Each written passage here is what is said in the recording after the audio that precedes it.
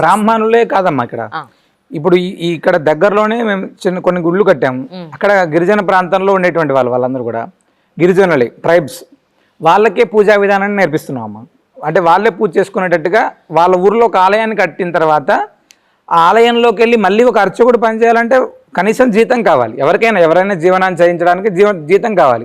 అక్కడ వాళ్ళు జీవించడానికే కష్టంగా ఉన్నప్పుడు మళ్ళీ ఇతన్ని తీసుకెళ్లి ఒక 10,000 15,000 జీతం ఇవ్వాలంటే చాలా ఇబ్బంది పడతారు ఖచ్చితంగా. ఆ ఉద్దేశంతో వాళ్ళే ఎవరైనా కూడా నేర్చుకునేటువంటి ఇంట్రెస్ట్ ఉన్నటువంటి వాళ్ళకి నేర్పిస్తున్నాం. అంటే పూజా విధానం అంటే ధర్మ ప్రచారంగా వాళ్ళు కూడా వాళ్ళ ప్రాంతాల్లో మత మార్పిడి ఏదైనా ఇబ్బంది ఉంటే వాళ్ళు వెళ్ళి అది అడ్డుకునేటువంటి అవకాశం కూడా ఎక్కువ ఉంటుంది. అంటే మేము ఏం చేస్తున్నాం అనేటువంటిది వాళ్ళకి నేర్పిస్తే వాళ్ళు కూడా ఇంకా ఎక్కువ మందికి చేయడానికి అవకాశం ఉంటుంది అమ్మా. అంటే ఫర్ ఎగ్జాంపుల్ అర్థం చేసుకోవడానికి మాత్రమే, అవుట్ ఆఫ్ మై క్యూరియాసిటీ, వాళ్ళ నోరు తిరగడం కానీ లేదు అని అంటే దానికి కావాల్సిన కార్యక్రమాలు కొన్ని ఉంటాయి. అది పొద్దున్నే స్నానం చేయడం కానివ్వండి, చాలా నియమ నిష్టలు కొన్ని ఉంటాయి. అవన్నీ వారు చేయగలుగుతున్నారండి? ఖచ్చితంగా చేస్తారమ్మా. అంటే ఇక్కడ భక్తి ప్రధానం ఫస్ట్. అంటే మనం చెయ్యాలి అనుకునేటువంటివి, ఇప్పుడు మనం సాధారణంగా ఎవరైనా కొంచెం కష్టపడితే మనకు స్తోత్రాలు, చిన్న చిన్న మంత్రాలు తప్పకుండా వస్తాయమ్మా. ప్రస్తుత కాలంలో చాలా మంది అద్భుతంగా విష్ణు సహస్రనామాలు, లలితా సహస్రనామాలు, సుందరాకాండ, సౌందర్యలహరి అని చాలా వివిధ రకాలైనటువంటివి అన్ని కూడా చాలా అద్భుతంగా పారాయణం చేసుకుంటున్నారు ఎవరింటి వాళ్ళు. వాళ్ళకి పూజా విధానం అంటే వాళ్ళ గుడిలో దీపారాధన, స్వామివారికి ఆరగింపు, ధూపదీపాలు ఇవన్నీ చేసుకోవడానికి చాలా పెద్ద ప్రాసెస్ ఏం అక్కర్లేదమ్మా. కొంచెం చిన్న పూజ, లఘు పూజా విధానాన్ని నేర్పిస్తే చాలా చక్కగా బ్రహ్మాండంగా చేసుకుంటున్నారు. ఎంత భక్తి అంటే గిరిజన ప్రాంతంలో ఒక 60 ఇల్లులు ఉన్నాయనుకోండి. ఆ 60 ఇల్లులు కూడా ఉదయం ఒకరు, సాయంత్రం ఒకరు ఏదైనా పూజ చేస్తే, ఏదో ప్రసాదం చేస్తే స్వామివారి దగ్గర తీసుకెళ్ళి నైవేద్యం పెట్టి అది మళ్ళీ వాళ్ళు తెచ్చుకొని వాళ్ళు అందరికీ పంచేటువంటి ఇలాంటి వ్యవస్థ వస్తే ఏమవుతుందంటే వాళ్ళు ఇంకొక ఆలోచన అనేటువంటిది రాదు. అన్యమత ప్రభావం అనేటువంటిది అక్కడ ఉండదు చాలా వరకు. పర్టికులర్గా మీ పురోహితులు లేదా పౌరహిత్యంలో ఉన్న వాళ్ళ నుంచి మీకు వ్యతిరేకత ఏం రాలేదా ఈ సందర్భంగా? అంటే ఇది మంచి పని. వ్యతిరేకం అంటే ఫస్ట్లో స్టార్టింగ్ లో కొంచెం ఉండేది. ఇది చెప్పినా వీడు అనుకున్నప్పుడు వదిలేస్తారు చాలా మంది. మనం అలానే ముందుకెళ్తున్నాం అమ్మా, అంతే. కానీ ఇక్కడ నేను విన్నది ఏంటంటే మీరు రక్ష అనేది కూడా ఒక కడతారు అని చెప్పని, ఆ రక్ష చాలా బాగా వాళ్ళకి ఉపయోగపడింది అని చెప్పని. రక్ష అంటే ఏమిటి, అసలు మీరు ఏం చేస్తారో అది ఎలా ఉపయోగపడుతుంది అంటే ఏం చెప్తారు? అంటే నృసింహ స్వామివారికి సంబంధించినటువంటి రక్ష కంకణం స్వామివారికి సంబంధించింది. అంటే ప్రతినిత్యం కూడా రంగాచార్య స్వామివారికి సాక్షాత్ నృసింహుడు ఉపదేశం చేసినటువంటి మంత్రాన్ని ప్రతినిత్యం కూడా అనుష్ఠానం చేసిన తర్వాత ప్రతి అమావాస్య రోజు ఇక్కడ స్వామివారికి విశేషమైనటువంటి అభిషేకం హోమం ఉంటుందమ్మా.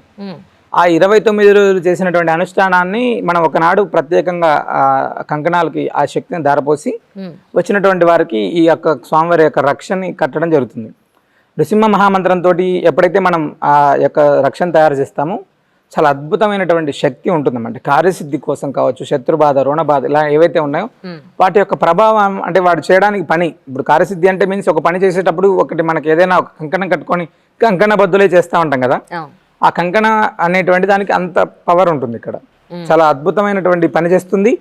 చాలా మంది స్వామివారి రక్ష కోసం దేశ విదేశాల నుంచి కూడా వచ్చి తీసుకుని వెళ్తుంటారు. అవునండి, అవును, విన్నానండి. అంటే ఇప్పుడు అమావాస్యకి జరిగే ప్రత్యేకమైన పూజా కార్యక్రమాలు ఈ క్షేత్రంలో ఉంటే ఏం చెప్తారండి? అమావాస్యకి అనేటువంటిది ఇక్కడ ప్రత్యేకంగా శ్రీ మహాలక్ష్మి అమ్మవారి ఆరాధన జరుగుతుందమ్మా. అంటే కల్పవృక్ష నారసింహ స్వామివారికి ప్రాతకాలమే స్వామివారికి సుప్రభాత సేవ అయిన తర్వాత చాలా విశేషమైనటువంటి నవకలశ తిరుమంజనం అభిషేకం ఉంటుంది. ఆ అభిషేకం తర్వాత 9:30 గంటల నుంచి కూడా విశేషంగా ఆయుష్ హోమం.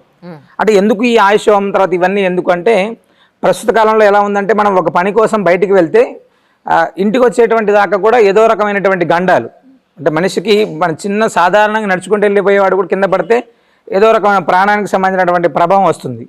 అలాంటిది ఏదైతే ఉంటుందో అవన్నీ కూడా మన భక్త బృందానికి ఎవరికి కూడా అంటే ఆ అపమృత్యు దోషాలు ఉండకూడదు అనే సంకల్పంతో ఆయుష్ హోమాన్ని ప్రతి మనిషికి కూడా ప్రస్తుతం బాగా అవసరమైనటువంటిది అంటే ఏం చెప్తారు మేము? లక్ష్మి, శ్రీ మహాలక్ష్మి అమ్మవారి యొక్క పరిపూర్ణ అనుగ్రహం ఉండాలి అనేటువంటి దాంతో ఒకటి సుదర్శన హోమం. ఈ 3 హోమాలని కూడా కలిపి ఆ అమావాస్య రోజు ప్రత్యేకంగా హోమం చేస్తారమ్మ. ఇక్కడ అయిన తర్వాత సంతానం లేని వాళ్ళకు ప్రసాదం ఇవ్వడం, కార్యసిద్ధి కోసం ప్రత్యేకంగా స్వామివారి రక్ష కట్టి పంపించడం జరుగుతుంది అమావాస్య రోజు. అంటే పరిహారాలు చేస్తే చాలా వరకు పరిహారం అయిపోతాయని చెప్పి చాలాసార్లు విన్నాను నేను.